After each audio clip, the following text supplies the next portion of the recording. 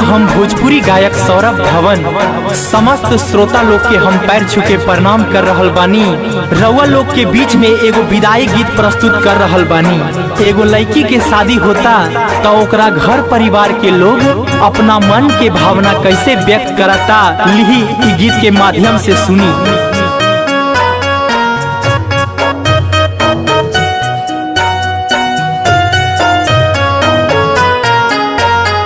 मोरा प्यारी दुलरिया रे बेटी, मोरा प्यारी दुलरिया रे बेटी, छोड़ी आज चालू ससुरा।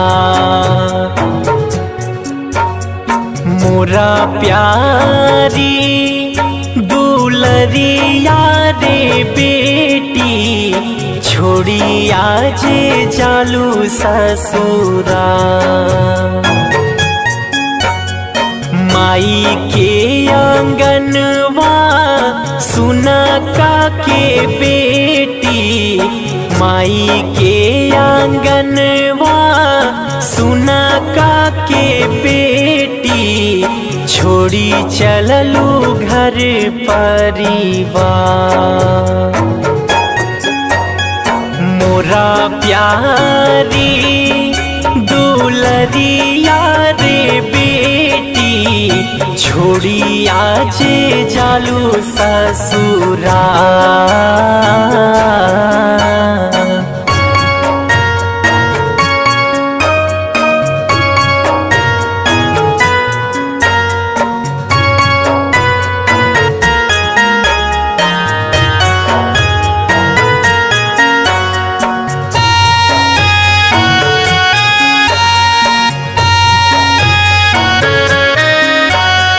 बचपन में बेटी तो है गोदी में खेलवनी, कबू ना कराने आज तो है बिसरवनी।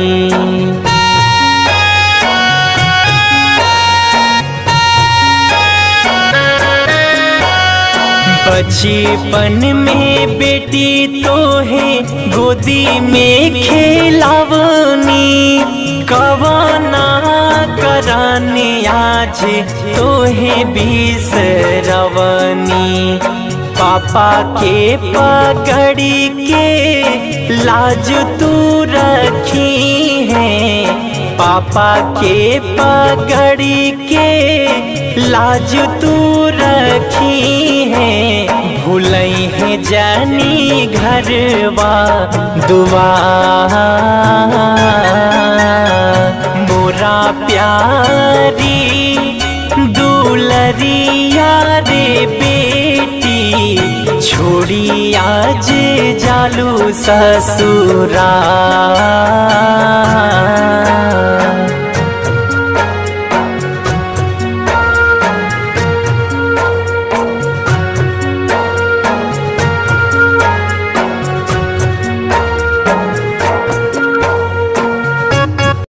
कितना बनाई बेटी पत्थरा के छतिया, लोरावा से भर जाए दोनों मोर अखिया।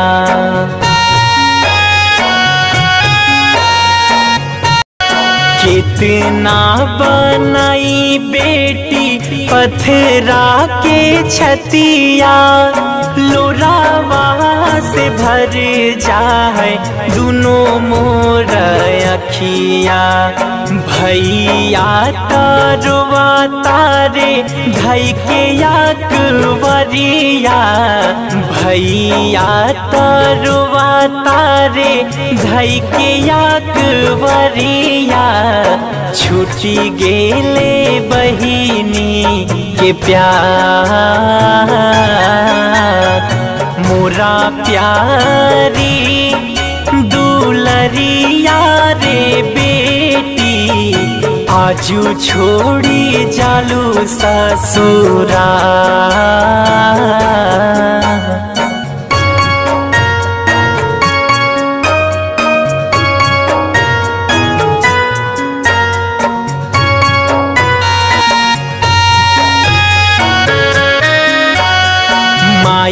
बापू के रहलू तू ही ता दुलारी, कवन गलती कैनी बेटी सजा देलू भारी।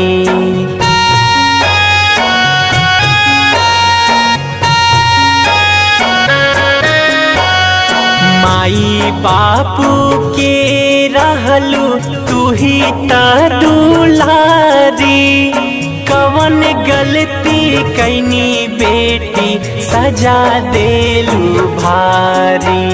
सौरभ धवन मानिस विजय कहास, सौरभ धवन उदय मोनू कहास, एके रहली बहिनी हमार। मोरा प्यारी दुलरिया रे बेटी, छोड़ी आज जालू ससुराल।